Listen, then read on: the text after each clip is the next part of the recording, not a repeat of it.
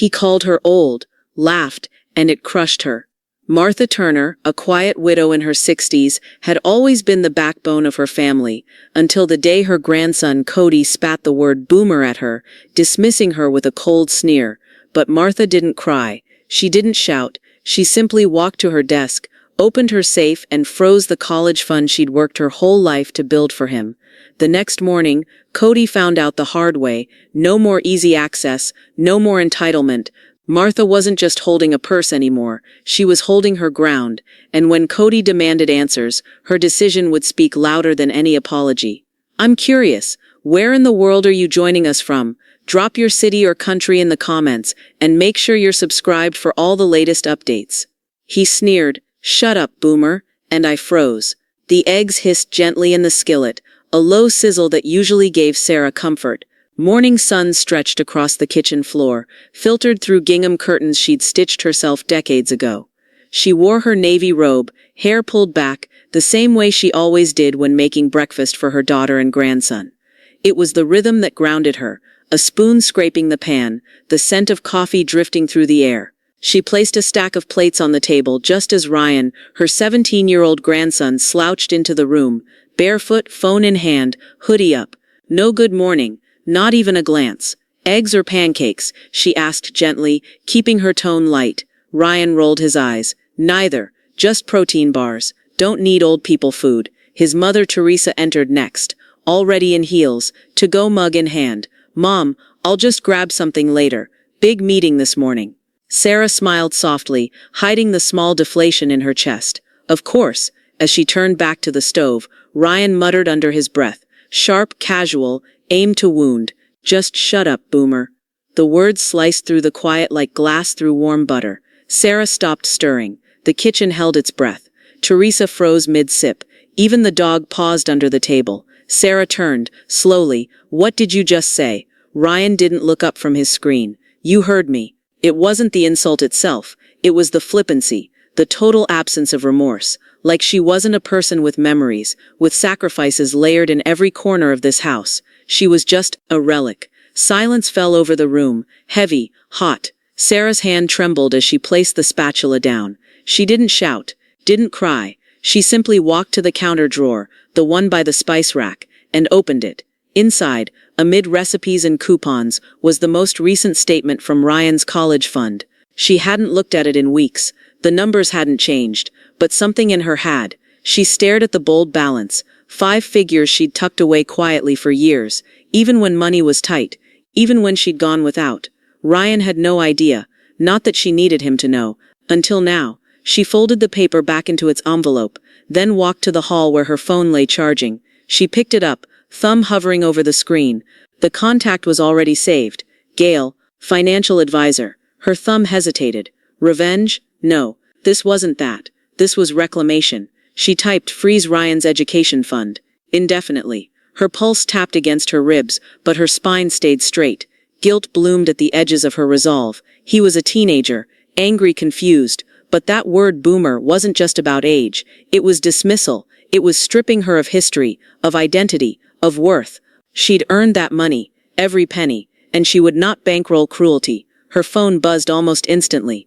"Gail, it's done, but he'll notice." Sarah stood still in the hallway, her phone lit in her hand. From the kitchen she heard the fridge door slam, Ryan mumbling again, Teresa's heels clicking toward the front door. But the noise was distant now, because the next storm had just begun. In the silence of her hallway, Sarah's phone buzzed again. This time Ryan. One new text. "Did you mess with my college account? What the hell, Grandma?" Sarah stared at the screen, then slowly, deliberately set the phone down, face up, unanswered. Moments later, his face drained when he opened his account. Sarah set her mug down as Ryan burst into the kitchen, face pale. He stared at the laptop, fingers trembling. What happened? Teresa called from the table, voice cautious.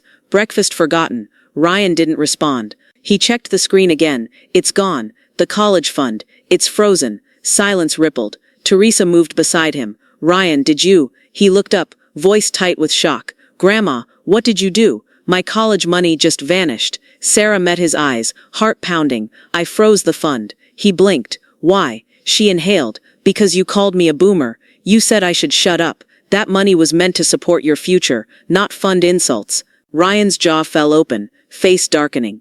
You can't do that. That's my future. Teresa put a hand on Sarah's arm. Mom, maybe talk to him. Sarah shook her head, voice steady but quiet. This isn't punishment for money. It's consequences for disrespect. You can't treat people like that, even family. Ryan's face twisted. You're hurting me. I can't believe you do this. He stepped toward her, shaking. You're using money to control me. Sarah's stomach clenched. She felt that familiar tug of doubt. Was she being cruel? She'd nearly invited guilt back, but pushed it away. Remembered her pride and her voice. She straightened. It's not control. It's a lesson. Respect comes before entitlement. You get the fun back when you show me respect. Ryan scoffed. Fine. When I grow up, when I'm out of this house. Sarah's heart stuttered at the edge, but she bit back. When you learn, not before. Teresa stepped in gently. Ryan, Grandma's hurt. She wants kindness back. Maybe this starts something.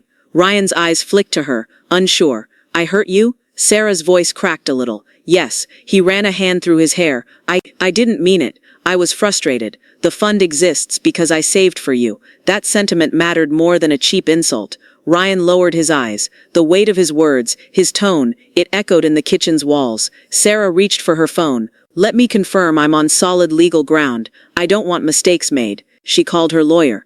Teresa rubbed her arm. Mom. Sarah pressed call. Her thumb hovered over the screen as Ryan searched for words.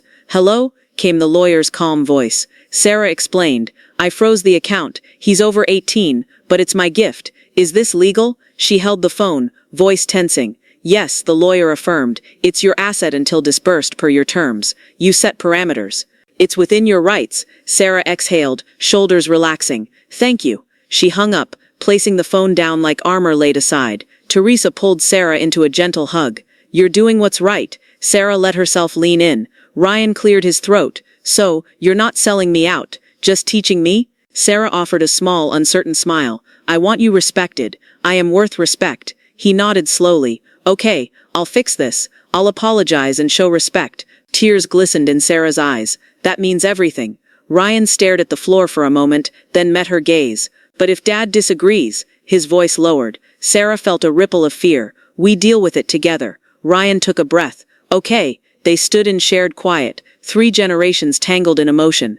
Later that evening, Sarah's phone buzzed. Her lawyer's name glowed on the screen with a message. Watch out, his father may contest the account. Sarah stared, pulse quickening, knowing the next battle wasn't far behind. I'm within my rights, but is it right? Sarah sat in her tidy living room, lawyer's office on speakerphone. Her voice trembled slightly as she began. I froze Ryan's college fund because of his insult. Shut up, boomer. I felt dismissed, hurt, disrespected. On the other line, her lawyer Mr. Alvarez leaned forward. Legally, you're clear. You own the account. You set the terms. But his father could challenge, possibly file suit, or claim breach of gift agreement. Sarah's heart sank. I never thought about his father, or what come next. I just acted from pain. Pain is valid, Alvarez replied, but this could escalate. He outlined potential backlash, court costs, custody ramifications if the father involves courts. You must weigh legal risk versus moral stand. She laid the phone on the coffee table, staring at her hands. The room's sunlight felt different, moral clarity dimming behind looming questions. Teresa entered quietly, placing a cup of tea beside her. Mom, are you okay? Sarah brushed a tear aside. I feel righteous and terrified. Her daughter knelt beside her. You did what you thought mattered, but consequences might spill over. He's young. His dad loves him. If that opens a legal door. Sarah nodded with slow determination. I know. She clenched her tea. But I can't unfreeze it, not without saying more. I'd write something, Teresa suggested softly. A letter, explaining why. It shows intention, transparency. Sarah drew a breath. The thought settled in her. Yes. Later, by lamplight, she sat at her desk, stationery spread before her. By her side, a small photo of her and young Sarah, Teresa's mom on the porch, laughing. She shivered at the intimacy of the moment. With careful strokes she wrote, Dear Ryan, I paused your education fund not to punish, but to protect the respect we owe each other. Your words hurt me deeply. Boomer felt like denial of my life's value. You are my beloved grandson, and I want you to succeed, but I also deserve dignity. This freeze is temporary. I yearn for mutual respect before trust and funding can resume. Love always, Grandma Sarah. Tears fell onto the page. She read it aloud, voice unsteady but resolute. It trembled with strength and vulnerability. She folded the letter and slipped it inside the safe, alongside account info and legal documents. Then she leaned back in her chair, closing her eyes. She felt both lighter and heavier, light for clarity, heavy for the fight ahead. The next morning, sunlight warmed the dining room. Sarah poured tea for herself and Teresa, who sat across, offering supportive smiles. "Okay?" Teresa asked. Sarah set down her cup. "Okay. I did what I needed, with intention, with love. Now we wait." Teresa reached for her hand. "We face this together." Sarah nodded, squeezing that hand. They stayed seated for a beat, a pause before the next wave. Midday, a stern knock at the front door shattered their quiet. Sarah rose, heart tightening. She opened the door. Standing there was Ryan's mother, Claire, coat buttoned up tight. Her eyes were cool, measured, hands folded. "Hello, Mrs. Lane," Sarah said, managing calm. "Can I help you?" Claire stepped in without waiting. "Sarah, I just got a call from Ryan's father. He's flying in tonight. They want that money restored, or they'll file for court intervention." Sarah's throat clenched. "I understand." Claire paused, tone softer. "But I wanted to come directly. I support him paying you back." But freezing it without discussion felt harsh. Sarah inhaled, stealing. "I gave that freeze careful thought. It wasn't retaliation. It was about respect." Claire nodded, eyes sad. "Then let's talk so this stops here." Sarah felt a flicker of relief. "Thank you for stepping in." They moved to the living room. The afternoon hush settled around them. Uncertain, fragile, poised. Sarah glanced at the safe's closed door and the envelope inside. She heard Claire's next words, weighty. "We'll need that letter." Sarah's chest tightened. She knew this quiet moment was only the calm before the storm. He barged in, voice shaking. "Why'd you ruin my future?" Sarah was sorting folded towels in the hallway when the front door slammed open so hard the hinges groaned. Ryan stormed in, cheeks flushed, fists clenched, phone glowing in his hand like a flare. "Why'd you ruin my future?" he snapped, breath ragged. Sarah didn't flinch. She stepped forward, calm but braced. Teresa appeared from the kitchen, wiping her hands. "Ryan, let's talk. Don't start like this." But he wasn't listening. He planted himself in the living room, face burning with disbelief. "I checked my school account, payment denied. The tuition portal says my funds are frozen." "Is that you, Grandma? You did that?" Sarah stood across from him, arms gently folded. "Yes, I froze the college account." Ryan stared. "You didn't even talk to me. You just hit pause on my life." "I acted," Sarah said quietly, "because your words cut deep." "Shut up, Boomer. That wasn't just disrespect. It was dismissal, and I've earned better than that." He blinked. "It was a joke." "No, it was contempt, and I won't bankroll that." Ryan scoffed, pacing. "You're overreacting. This isn't teaching. It's sabotage." Sarah's voice remained level. "You don't get to weaponize entitlement, Ryan. That fund was a gift, but gifts need gratitude." Ryan's mouth opened, closed. Teresa stepped between them. "She's not trying to ruin you," she said softly. "She's asking to be seen, to be valued. She didn't even warn me." Sarah's voice broke a little. "I warned you for years with my time, my cooking, my silence. But this time I needed you to hear me without the cushion." He went still. Something in him cracked, not loud, but visible. "You think I don't appreciate it? I think you forgot I'm a person, not just a fixture in your life." Ryan turned away, head bowed. "Dad's going to flip." Sarah's spine stiffened. "Let him. I've already spoken to my attorney. This was legal." He rounded on her again. "But was it right?" His voice shook now. "Do you feel good watching me panic over school?" That question punched deeper than any insult. For one breath, Sarah faltered. "No," she admitted. "I feel terrible, but I also feel necessary." Teresa moved closer, her hand brushing Sarah's arm. "You're not wrong, Mom. You're brave." Sarah blinked fast. It wasn't about revenge. It was about dignity. "And if I don't teach that here, where will he learn it?" Ryan looked down, voice nearly gone. "So what now?" "There's a letter in the safe," she said. "For you. Read it, when you're ready." He stared a moment longer, then turned, muttering, "I can't deal with this right now," and marched out the door. It slammed behind him, rattling the wall clock. Silence wrapped the room like a shroud. Sarah sank into the nearest chair, trembling slightly. Teresa sat beside her, arms wrapped around her. "I didn't want to hurt him," Sarah whispered, "but I couldn't be invisible anymore." "You're not," Teresa said. "Not anymore." They sat there, hands clasped in the hush, the house holding its breath. Then Sarah's phone buzzed on the table, a school portal alert. She read it aloud. "Payment declined. Tuition on hold. Contact administrator." The officialness of it shook her. The cost was no longer theoretical. She picked up the phone and held it close to her chest, pulse slow and steady. Sarah whispered, not to Teresa or Ryan, but to herself, "Now he'll understand what silence really feels like." The house echoed that truth, room by room. "Now they're calling me heartless online." Sarah sat at her kitchen table, phone in hand, eyes fixed on the screen. A new comment popped up on the community Facebook group. Disgusting. How dare she freeze her grandson's college fund? More followed. Hot takes, outrage, memes mocking the mean grandma. Her throat constricted. Beside her, Teresa watched. There's also support, she said gently, pointing. Another comment. About time someone stood up to that entitled kid. Respect is earned. Sarah exhaled, relief and concern mingling. The firestorm had begun. The phone buzzed again. A local news alert. Grandmother criticized for freezing grandson's education funds. She clicked the link. The article painted two sides. Ryan's father's dismay, neighbors siding with Sarah's stance. Below, a reader's op-ed defended her. She has a right to dignity. Maybe the rest of us learned something. Sarah's eyes blurred. Hours later, the TV left on Kitchen Network's daytime talk show shifted to a news panel dissecting family money versus entitlement. Sarah heard her story narrated as cause and effect. She felt naked. In that moment, regret pricked her chest. She thought of Ryan's misery, the tears he'd tried to hide. Was she a hero or a cautionary tale? Teresa placed a supportive hand on her shoulder. You okay? She nodded slowly. True or flamed, this matters. I didn't anticipate backlash like this. She touched her letters safe. Maybe you need to say your piece, Teresa suggested softly. Your truth without social media noise. At that, Sarah felt a spark. They moved to her desk. Lingering grief and resolve coiled like vines, but she tapped open a blank doc. She wrote, I am Sarah Lane, grandma and guardian of respect. I froze Ryan's college fund not to punish, but to protect. He used words that stripped me of voice and identity. It hurt him as it hurt me. He responded by leaving, then returning with humility and commitment. My decision was legal, but also moral. I did not act in anger. I acted for dignity. I love my grandson. I believe in second chances. I hope this action and this statement demonstrate that respect matters in families. I welcome conversation. Sarah. She read it aloud. Her voice trembled, raw, steady, clear. She inserted a signature block and photos of her safe letter and family hugs. Teresa helped format it like a heartfelt press release. This sounds like you, she assured. Sarah clicked publish. Her finger trembled on the mouse. Within minutes, notifications pinged, supportive replies, shares, and a clear headline from the Town Herald. Grandmother speaks, respect matters.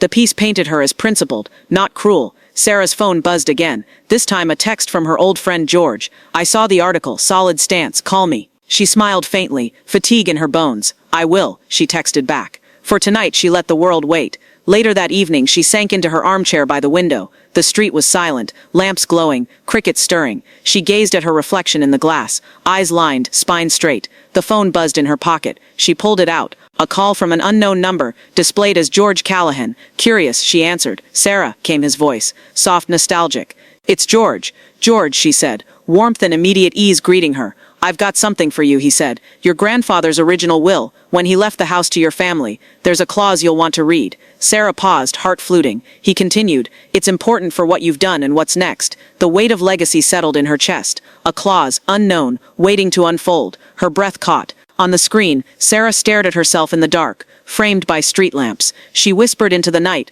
let's see what he left behind. Holding that document shook me to the core. Sarah sat in her living room, the antique envelope trembling in her hands. Afternoon light slipped through the curtains, catching the embossed seal. She'd just arrived from meeting George Callahan at the local library, the trusted family friend who presented her grandfather's original will. Now heart-pounding, she slid it open. Her fingers traced his flowing signature. The paragraph that caught her attention was brief but thunderous. To my daughter Margaret and her descendants, the education fund shall remain intact, but shall only be released at the matriarch's discretion, for purpose not just of schooling, but of character development, respect, and intergenerational dignity. Sarah found her breath in that pause. This was her mother's legacy, intended for empowerment, not mere tuition. The document trembled in her hand. Tears welled of reverence and revelation. All those years she'd believed the fund was purely academic, but her grandfather, quiet, principled, had meant much more. She'd stumbled into that intention when she froze it, anger guiding her. Yet buried in those lines was purpose, respect. That same respect she felt slipping in every look from Ryan. Suddenly the guilt didn't sting, it crystallized. She hadn't just frozen funds, she'd paused an inheritance meant for character and growth. And it had gone exactly where it needed to go, into a reckoning. She leaned forward, the weight of responsibility lifted, replaced by clarity. She had a choice: unleash legacy, or hold her ground for its true meaning. The decision came sharply. She'd release the fund, but only if Ryan demonstrated genuine respect. Not as punishment, but as completion of the legacy. Tears slid down her cheeks, steady as rain. She gently folded the will and stood. She walked to the desk where her safe sat, door slightly ajar since the letter lay inside. She retrieved the envelope and the letter she'd penned earlier for Ryan, then closed the voice trembling. She spoke into the hush. "This is your inheritance, grandson, meant to guide, not entitle. I trusted your heart. Now I trust this fund to become what it was intended to be." She placed the documents on the desk, her finger brushing the envelope's edge. It felt right. Release with purpose. The next morning, laundry humming behind her, Sarah dialed Gail. "Hello, it's Sarah Lane. I'd like to unfreeze the fund under new terms." She paused, steadying her voice, "For respect. I want a meeting with Ryan to proceed together." As Sarah hung up, she felt the softness of resolution. She moved to the kitchen and pulled a fresh pot of tea, steam rising in quiet comfort. Teresa joined her, concern in her eyes. "Big night?" she asked. Sarah nodded. "I found the will. The fund, it's not just money, it's legacy. I want it to be everything he and I deserve." Teresa's eyes glistened. "That sounds right." Sarah smiled, tracing the rim of her mug. "He'll come back, and I'll meet him with intention and respect." She picked up a framed photo of her mother Margaret, smiling in spring light. Memory warmed her chest. She whispered, "This is what you meant." Later the front door opened softly. Sarah turned. Ryan stepped in, shoulders slumped, silence trailing him. No anger, no demands, just presence. His eyes met hers, uncertain. Sarah placed the envelope on the table and motioned him forward. He stepped closer, gaze locked onto the seal. Sarah closed the distance. "This belongs to you," she said, voice steady. "It's time we use it for the right reasons." Ryan nodded, eyes full. He didn't speak. They stood together in the quiet room, heartbeats aligned with legacy and love. Outside, the sun dipped low. Sarah felt the weight lift and realized their next steps would define more than college. She watched Ryan unfold the envelope, silent, knowing respect was waiting to be claimed. He stood with tears, not rage.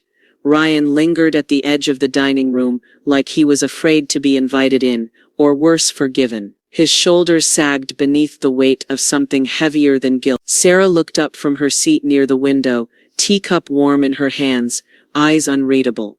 "I'm not here to argue," he said, voice rough. "I came to say something I should have said a long time ago." Sarah placed the cup gently on its saucer. Teresa stepped in from the kitchen, drying her hands on a dish towel, watching. "I'm sorry," Ryan said. The words hovered, delicate as breath. "I know it doesn't undo what I said, or how I said it, but I meant what I told Mom. I was angry. At Dad. At school. At everything. And I dumped it on you." Sarah said nothing, but her eyes never left his. He kept talking. "I called you boomer like it was a curse. Like you didn't matter, but you do. And I forgot that." Sarah exhaled softly. "I didn't freeze that account to punish you," she said. "I did it to wake you up. To show you that respect isn't just a word, it's a lifeline in a family." Ryan nodded slowly. It worked. She stood and walked to her desk, opened the drawer, and removed the same envelope from before, the one with his name on it. She held it, but didn't offer it. "There's more to this than tuition," she said. "I found your great-grandfather's will. The fund was created for education, but only if the matriarch believed it built character too. It was always meant to be more than money." Teresa stepped forward, touched Sarah's shoulder gently. "Tell him what you need, Mom." Sarah faced Ryan fully now. "If I release the fund again, it'll be in stages, based on how you treat this home, this family, and me." Ryan blinked fast, clearly fighting the urge to retreat. Instead, he stepped closer. That's fair. There'll be rules, Sarah said. You'll check in with me once a week. You'll do therapy. You'll volunteer somewhere this semester. Something that reminds you life is bigger than your screen. He nodded, surprisingly quick. Okay, all of it. Sarah reached into her pocket and handed him a folded note. This is a copy of the letter I wrote when I froze the fund. I want you to read it later. Not now, alone. He took it as if it might burn his hand, but he didn't let go. They stood close now, not as opponents, not quite as equals, but as two people choosing peace in a house that had held too much silence. Then, almost shyly, Ryan extended his hand. Sarah took it, a handshake. Nothing ceremonial, but in its quiet pressure, history rewrote itself. Teresa exhaled behind them, smiling. That's more like it. They all sat down at the kitchen table. For the first time in weeks, it didn't feel like a war room. Ryan looked down at his phone, resting beside his elbow. A vibration stirred it across the table. He picked it up, eyes scanning the screen. He went pale. His lips parted. What is it? Sarah asked. He swallowed, then held up the screen, the bold subject line clear. Congratulations, welcome to Portland State University. Ryan looked at Sarah, stunned. I got in, and Sarah knew in that instant, this wasn't the end of a feud. It was the beginning of something worth rebuilding. Her scholarship, it covers everything, but later that evening, they sat around the kitchen table again, the glow of Ryan's college acceptance still hovering like soft light. But reality didn't wait long to settle in. Teresa refreshed her email and opened a notification from Portland State. It says here, she squinted, reading aloud, you've been offered a partial scholarship, Ryan. It covers tuition, but with mandatory community service attached, 20 hours a week. Ryan's brows lifted. Community service? Like cleaning? Sarah reached for the paper. Teresa printed out. No, she said, eyes scanning. It's at a local senior center, part of a new youth elder bridge program. Ryan groaned, leaning back. Are you kidding me? But Sarah stilled. I know that place, she said slowly. Sunbrook Commons. I volunteered there for years. Teresa looked up. Mom, didn't you run their storytelling nights? I did, Sarah nodded. And they're asking for a volunteer coordinator this semester. I could supervise his hours. The room went quiet. Ryan looked at Sarah, panic flickering across his face. You want to run the program I'm forced into? It's not punishment, Sarah said softly. It's opportunity, for both of us. 2 weeks later, Sarah walked through the front doors of Sunbrook Commons, the familiar scent of lemon polish and lavender oil wafting through the air. She hadn't stepped inside in years, not since Margaret passed. Her fingers twitched as she signed in with the front desk nurse. Ryan trailed behind her, shoulders rigid. Inside the lounge, the residents gathered around puzzles and soft jazz. Conversations hummed like a gentle tide. One older man smiled as Sarah passed. Look what the cat dragged in, he said with a wink. Harold. Sarah laughed, warmth blooming. Still pretending you hate bingo? You bet. Still cheating at Scrabble? Behind her, Ryan watched silently, noting how she lit up in this space. That afternoon, they helped host a poetry circle. Sarah handed out blank pages. Ryan refilled water glasses. At first his movements were mechanical, but when one elderly woman struggled to hold her pencil, Ryan knelt beside her. Want me to write while you dictate? He asked gently. The woman smiled. That would be lovely. From across the room, Sarah watched. She saw how he paused between lines, how he looked her in the eye when she laughed. Something shifted. He wasn't checking his phone. He was present. Later in the break room, Sarah dabbed her eyes with a tissue. Teresa had stopped by to drop off muffins and now sat beside her. You okay? She asked. Sarah nodded, voice thick. This isn't just about penance. He's learning something here I couldn't teach at home. He's learning it from you, Teresa said. But through them, Ryan came in with 2 empty pitchers. They want apple juice next time, he said, brushing hair from his face. Sarah chuckled. Demanding crew. I kind of like it here, he said. Feels real. They finished the day with the seniors clapping, calling Ryan the tall one, and asking when he'd be back. He promised, a little shyly, next Tuesday. In the car, silence filled the ride home, but it wasn't strained, it was thick with thought. Sarah stared out the window, unsure if she was the same woman who once froze a college fund in the dark. Maybe revenge had cracked something open, something far more enduring. When they arrived home, Teresa checked the mailbox and handed Sarah a thick envelope from the front desk of Sunbrook Commons. Inside, a handwritten note. Dear Sarah Lane, we were moved by your presence this week and the bridge you've helped build. Would you be willing to speak at our intergenerational luncheon next month? We believe your story has something to teach us all. Sarah read it twice. Her fingers trembled. Sarah looked at the clock, then back at the envelope. 1,000 memories stirred like dust in sunlight. She whispered to herself, maybe this was the point all along, and quietly, she nodded, yes. She would speak. They want me to speak in front of the whole town. Sarah stood in her living room, greeting card tucked in hand. The invitation to speak at Sunbrook Commons intergenerational luncheon glowed with possibility and nerves. Even after sharing her story online, she hadn't imagined facing a room full of neighbors, seniors and teens alike. She pressed the card to her chest. They want me to speak, she whispered to herself. Teresa appeared at the doorway, wiping flour off her hands after baking muffins. Mom, she began gently, this is your moment. Her eyes glistened with pride. Your words helped more than just Ryan. Now you can help the rest of us see each other again. Sarah swallowed. I'm not a public speaker, she said, voice small. What if I freeze up? Teresa moved forward, placing a warm hand on her mother's shoulder. Then you speak from the heart, she said. You've carried enough for generations. This isn't about performance, it's about legacy. A soft creak announced Ryan's presence behind Teresa, clutching a notepad and pen. Grandma, if you want I can help you prep. I've been journaling at Sunbrook. I can organize key points. Sarah blinked. Touched. The boy who once spat Boomer was offering to stand beside her. It felt like sunrise after a long winter. She set the card down, and nodded. Thank you, she said softly.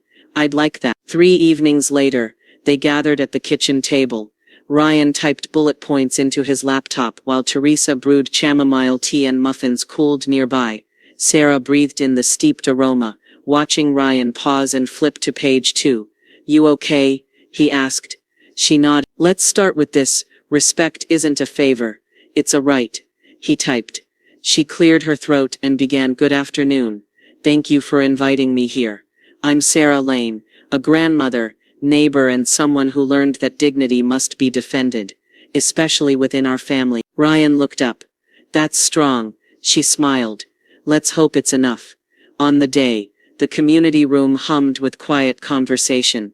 Tables arranged around a dais held flowers, teacups and notepads. Sarah's fingers trembled beneath her speech notes, as Teresa and Ryan stood supportively to one side. Sunbrook's director introduced her. Please welcome Miss Sarah Lane, a woman who turned a family struggle into a lesson for us all. The applause warmed Sarah's chest. She stepped up, cleared her throat and paused, letting the hush settle like a blanket before starting. She spoke of generational value, respect between age and youth, the power of boundaries wrapped in love. She shared a story of olive branches handed down in her family, and how she froze but then unfroze not just a fund, but a future that included forgiveness.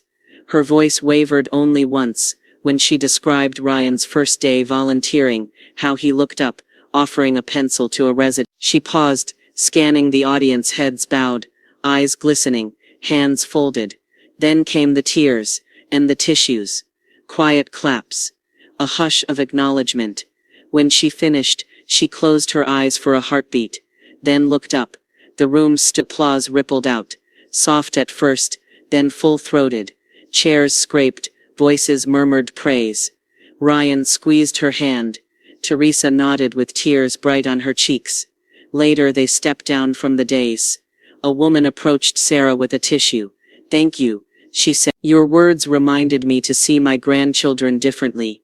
Sarah exhaled deeply, breath coming at last. She felt both exposed and unburdened. Outside, a local news reporter approached, notepad poised. Would you consider leading a broader elder dignity campaign? Sarah paused. The afternoon sun warmed her face. She looked at Ryan, who offered a hopeful smile. She turned back to the reporter.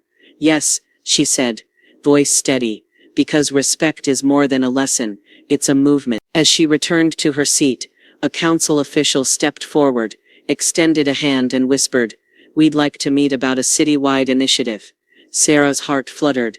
This was just the beginning. Suddenly this was bigger than us. The buzz of post-event discussions still echoed through Sarah's kitchen, as she sat at the head of the table, flanked by Teresa and Ryan. Notes, coffee cups and folded invitations strewn before them, symbols of unfolding momentum. The late afternoon sun warmed the room, a quiet energy pulsating between generations. Across from her, Mrs. Alvarez, a neighbor who'd attended the luncheon, brought a stack of business cards. "We want to help Sarah, an initiative to honor elders, bridge generations." Sarah inhaled sharply. Overwhelmed, she glanced at Teresa. Teresa nodded. "We're all behind you." By early evening, dishes forgotten, they sketched an outline, Legacy and Respect Project. A non-profit idea born from the speech's impact. Notes on programming, short-term school visits to senior centers. Monthly panels, where teens and seniors spoke about life, listening, and dignity. Sarah felt her heart race. This was more ambitious than she'd imagined. "I'm not," she hesitated. "Not an organizer." Teresa leaned in gently. "You're not alone. I can do logistics. Volunteers, scheduling, liaison. You have the vision." Ryan tapped at his phone thoughtfully. "And I can help with a website.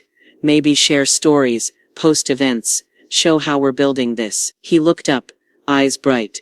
Sarah's breath caught. The grandson who once spat insults was now offering skills, eager to help. She swallowed doubt. This was bigger than her yard or her front porch.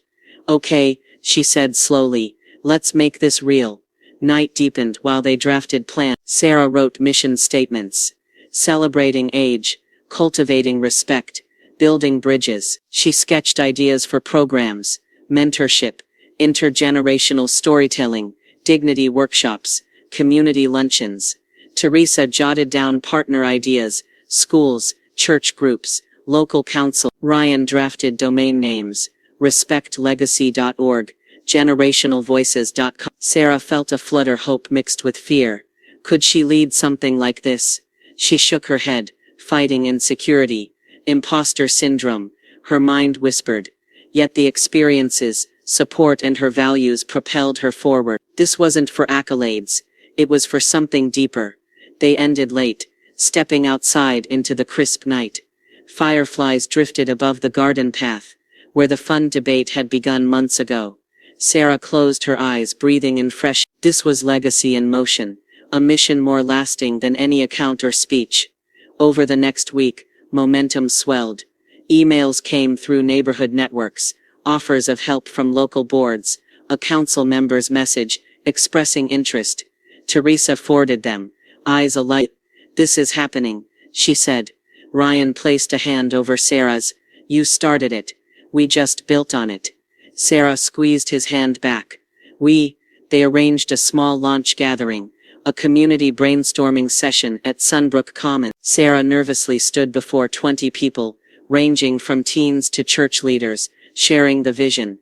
She spoke honestly, acknowledging both doubt and determination.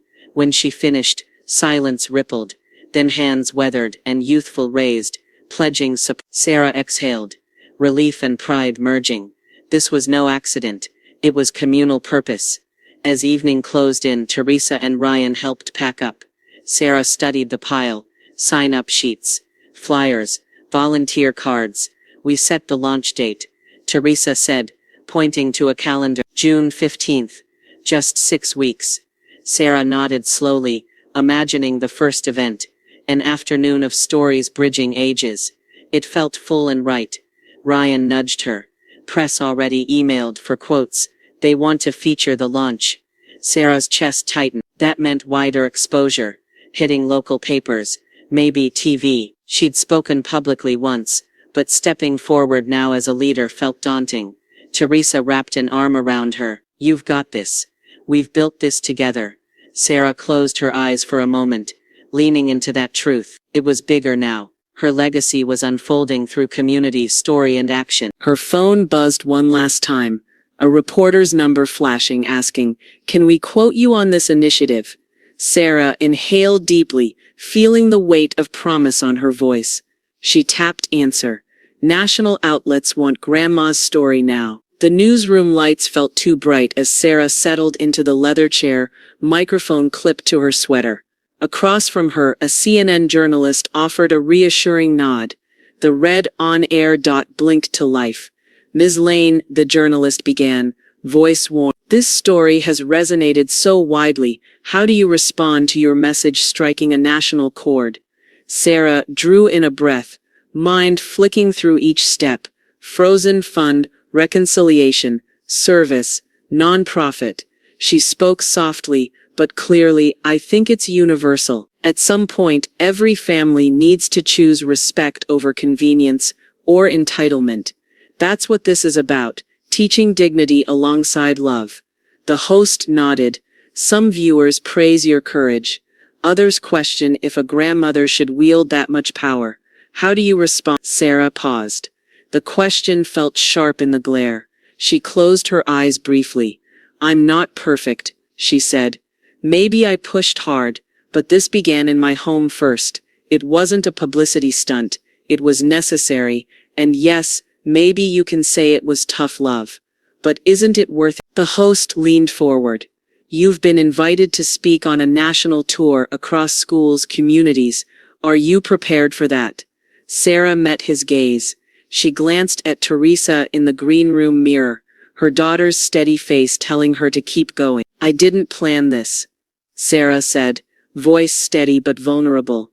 "But if it helps others build bridges, yes, I'm willing, with boundaries. I need to honor the purpose first." That evening, messages flooded in, heartfelt thank yous from across the country, but also critical emails accusing her of overreach or grandmother gone rogue. The spectrum surprised her. At home, Teresa sorted through printed comments. "Look," she said softly, "here's one. I owe my mom an apology, and she needs to back off. This isn't her business." Sarah inhaled, relief and doubt tacking her chest. The praise was warming, the skepticism stung. Ryan set down his laptop. "This is big, Grandma. You're helping people talk again, but sounds like some fear it." Sarah nodded. "I felt that too." They gathered in the living room, walls lined with awards and family photos, a testament to rooted beginnings. People were listening now. Too many, maybe. She felt her pulse echo in her ears. Teresa cleared her throat. "We should build some guardrails. Decide what you'll say, where, when. Protect your peace." Sarah drained her teacup and set it down firmly. "You're right. I need a plan." Over the next days they drafted a media kit, clear talking points, mission statement, a schedule. Sarah rehearsed speeches in front of Teresa and Ryan. They outlined safe zones, no politics, no sensationalism. Sarah insisted. In the kitchen one evening, Sarah stared out the window, catching reflections of flags fluttering across TV screens. She touched the nonprofit's brochure in her hands, logo, website, purpose, all grown from her living room. The scale of it unsettled her. Ryan knelt beside her. "You know, this is what belief looks like. You built this." Sarah swallowed the lump in her throat. She looked at him, grateful. "I'm proud of us." They reviewed their calendar, school talks, community forums, a televised special. She'd agreed to the tour with provisions. Limited dates, no overnight travel. Teresa traveling as chaperone, counselor on call. One afternoon, an email arrived, marked high priority. Sarah opened it. "Major sponsor. We'd like to provide funding, significant support if we can shape messaging and branding." Her breath stuttered. She stepped back from the screen as Teresa and Ryan jumped. Sarah read it again, support that could launch them nationwide, but with strings. She looked at Teresa. At Ryan, the weight in her chest reminded her why this began, not for fame, nor money, but for respect, dignity, and family. Sarah closed the email and whispered, "We'll need term on screen." That logo glowed, and soon, they would decide whose voice this mission would carry. They want control in exchange for cash. Sarah stared at the email from the sponsor, fingers tightening around her teeth. The offer was generous, but the fine print unsettled her. Branding rights, messaging control, logo placement front and center. It read like more than support. It felt like a takeover. At the kitchen table, Teresa leaned over to read the screen. "They want the project to look like theirs," she said, voice low. "Branded colors, taglines, even event names." Across the room, Ryan watched quietly, tucked behind his laptop. He looked between them, confusion across his face. "So they want to own the message," Sarah exhaled. "Not just own it, they'd steer it." She set the cup down firmly. "Respect is non-negotiable, and neither is autonomy." Teresa nodded. "We need clarity. If they ask for that much control, it could compromise everything you stand for." Ryan frowned thoughtfully. "But I guess if they fund the whole thing, does it matter?" "Yes," Sarah answered softly, immediacy in her gaze. "Because this started as something pure. I can't let it become someone else's agenda." That afternoon, she arranged a video call, just her, Teresa, and the sponsor representatives. The screen flickered to life, showing two marketing managers, smiles practiced. "Miss Lane," one began, "we love the movement. We just want to be visible. It's a partnership." Sarah answered easily. "We appreciate the offer, but our message needs to stay ours. We welcome support, but not ownership." There was silence. The manager cleared his throat. "We could dial back the branding controls," he offered. "Maybe just a logo on collateral." Sarah paused, her pulse hammered. The offer had tilted, support without control. Next, the second manager added, "Only if the logo is smaller and we stick to agreed key messages." Their tone was reasonable, but the subtext remained control over content. Sarah's eyes flicked to her mug, then to a mental flashback. Ryan's hurt face when he'd called her boomer. She'd frozen the account because words cut her. She resolved, then dignity over insult. Now dignity stood again at the crossroads. The room felt narrow, her resolve broadening. "Respect is non-negotiable," she said clearly. "Yes to funding. No to control. If that works, let's move forward. If not, let's part now with respect." Her voice dropped just enough to convey authority, calm, and unwavering purpose. Teresa and Ryan nodded, silent solidarity behind her. Another pause. Then the manager exhaled. "Understood. We respect your terms. We'll reassess branding guidelines, reduce our presence. We'll keep it supportive, not directive." Sarah felt her chest release tension. "Thank you," she said. "That means the world." They wrapped the call with pleasantries, and the screen went dark. Teresa reached forward and squeezed Sarah's hand. Ryan slid over to help document the new agreement on his tablet. The three of them sat in warm quiet, adrenaline settling into relief. Later that evening, Sarah stood at her desk, reviewing the sponsor's revised proposal. Clear boundaries, council rights reserved, project-led events. She circled, initialed and saved the document. "This is right," she whispered. Ryan looked up from his phone. "I feel like we just saved something important." Sarah smiled, teary. "We did." That night, as the household settled into peace, Sarah felt the mission that spark born at Sunbrook glow in a new light. It was bigger now, but still hers, and there. Early next morning, the sponsor's CEO called directly. Sarah listened as his voice echoed across the line. "We're impressed by your conviction. We want you to help lead a national advisory board, elder shareholders guiding the movement. Would you consider serving?" Sarah's breath caught. This offer would thrust her into the national spotlight, far beyond anything she'd imagined. She glanced at Teresa and Ryan, waking to their own dawning understanding. Lines had been drawn, and now the invitation was to shape the borders. Sarah closed her eyes and picked up the receiver. She whispered, "Tell me more, skilled or not." She knew this was her moment, Not to sell out, but to step in. They wanted a face, but I became the board. Sarah stood at the center of Sunbrook Commons, sunlight filtering through large windows. A modest crowd had gathered. Seniors, teenagers, supporters. She clasped Teresa's and Ryan's hands. Her heart fluttered with purpose as a nearby banner read, Elder Youth Advisory Council Launch. A quiet hum of conversation filled the room. Sarah inhaled deeply, stepping up to the podium. Her voice held only a hint of tremble. Thank you all, she began. Today marks the first day of a vision that began with a frozen fund and a frozen heart, but has thawed into something far greater. She paused, glancing at Ryan standing on the dais behind her, proud and grounded. She continued, This isn't just a program, it's a promise. The crowd leaned in as she unveiled the structure. Elders and youth working side by side, sharing stories, mentoring, co-creating events.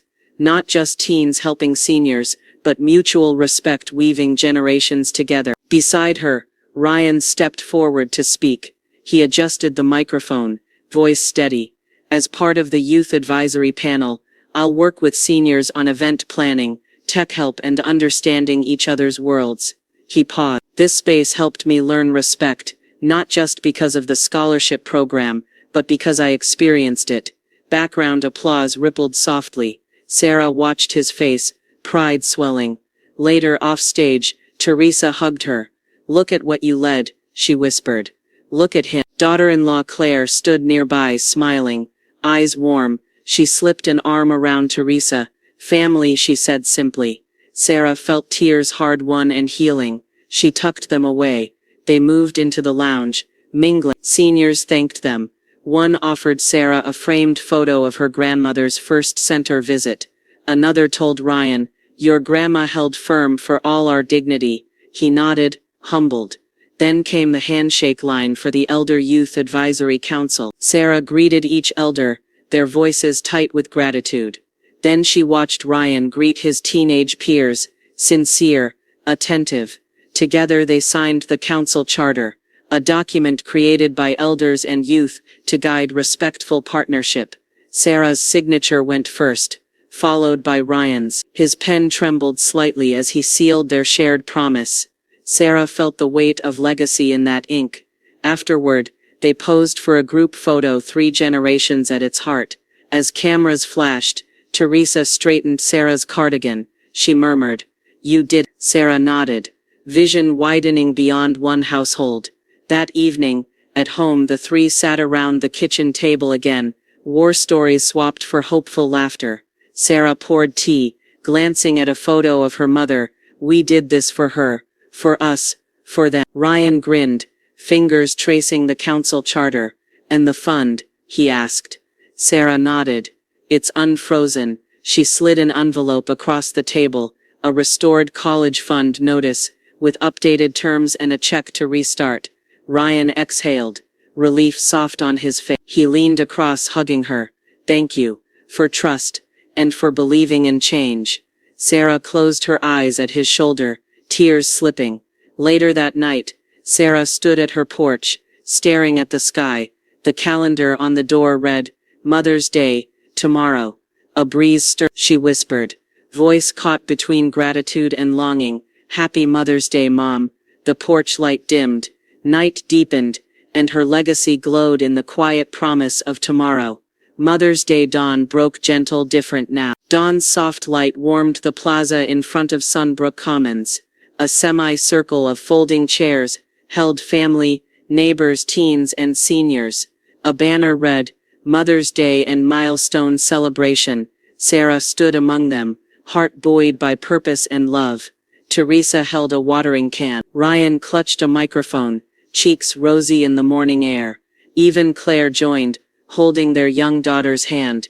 It felt real, family woven together. Sarah approached the center participants.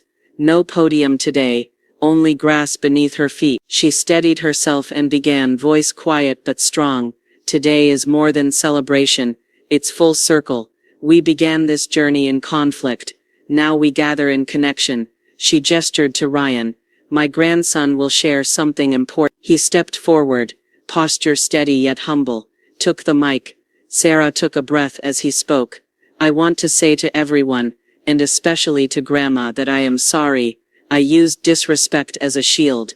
But because of her, because of this program, I learned what it means to listen first. His eyes flicked to Sarah.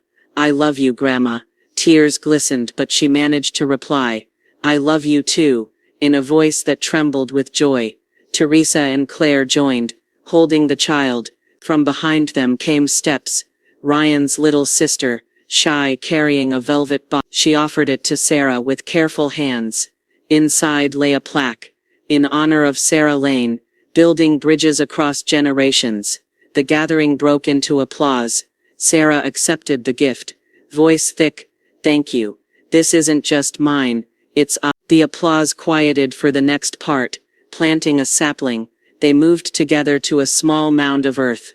Sarah pressed the spade into the soil, kneeling to dig.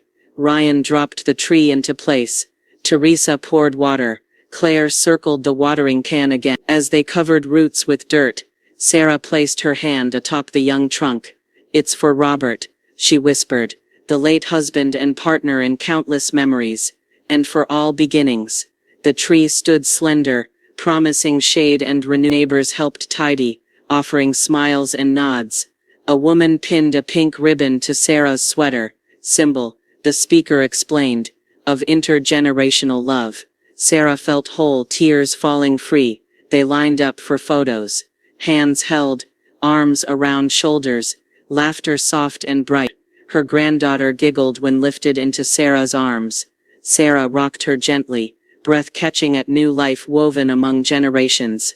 Later at a homemade brunch under dappled shade, Sarah raised her teacup, to family in blood or by bond, to respect that builds, never breaks. They clinked cups, warmth spreading. The sun climbed. Sarah glanced at the tree, newly rooted. She pictured it years from now, standing tall, limbs broad, offering shade they all could rest under. A legacy visible. Amid the crowd, Mrs. Alvarez called, "Roots have taken hold," and everyone laughed. Sarah understood. This tree was more than symbolism, it was promise embodied. Her daughter leaned in, whispering, "You did it, Mom." Sarah smiled, feeling every high and low distilled into a moment of spectacular love. Later still they gathered on the porch. Sarah looked at the yard she'd guarded, the home she'd reclaimed, and the family she'd formed. The center and tree behind them echoed that new life. She squeezed Ryan's hand. He smiled. No speech needed. She looked at Teresa, at Claire and her daughter, each one a leaf on this growing branch. In the warm breeze, Sarah felt rooted, respect restored, dignity regained, love renewed. She closed her eyes and whispered to the breeze, "This is just the beginning." The leaves rustled, as if answering, "Yes, it is." Legacy isn't loud, it's lasting. Sunlight streamed softly through the tall windows of Sunbrook Commons community room, illuminating the lively activity within. Tables lined the space, adorned with canvas panels and paint palettes, laughter twining with soft jazz from a corner speaker. The mural project, each panel depicting intergenerational unity, had become a living testament to what had begun months ago. Deep into the morning, Sarah sat in her favorite chair by the window, a steaming mug of tea in hand. The fragrant chamomile warmed her fingers and heart. She watched Ryan kneel beside an elderly participant, gently demonstrating brushstrokes on a shared canvas, mutual instruction in strokes of color and respect. He looked up at the woman, her eyes bright, and smiled. Sarah closed her eyes, breath slow and content. Teresa drifted over, carrying a basket of thank you letters addressed to Sarah. "Are you ready?" she asked softly, placing them in Sarah's lap. Teresa's expression radiated pride and love. "People keep asking about the account, but they say the real gift was what we built here." Sarah nodded, her gaze drifting back to the mural. Written across bright skies in the artwork was a phrase painted by a volunteer teen, "Respect grows in shared spaces." Tears pricked her eyes, not for herself but for the truth in the word. Money had lit this fire, but it was respect and connection that kept it burning. She opened the first letter. "Dear Ms. Lane, thank you for including us. My grandson and I painted side by side today. He taught me to try new colors and I taught him the joy of trying. Another, your granddaughter's gratitude overflows. What you funded grows lives. Daughter Teresa smiled. They see it, they feel it. Sarah took a careful sip of tea. The scholarship's been reinstated. But that's not what matters. Teresa raised both eyebrows. It's the dignity that matters. Sarah placed the letters aside and exhaled thoughtfully. Yes. Silence settled in the warm air. Behind them, the mural chatter rose and ebbed. Ryan stood and lifted a tray of brushes.